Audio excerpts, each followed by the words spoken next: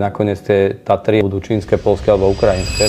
Igor Rataj poskladal rôzne časti určitej štruktúry, lyžiarske strediská, hotely, ktoré kúpil teda buď od štátu alebo od privatizérov, ktorí to tiež získali od štátu. Treba sa zamyslieť nad dvomi otázkami, že či naozaj je v poriadku, keď podnikatelia bohatnú na úkor štátu aj takýmto spôsobom, že niečo veľmi lacno kúpia, možno vďaka osobným vzťahom a potom to teda ho predajú.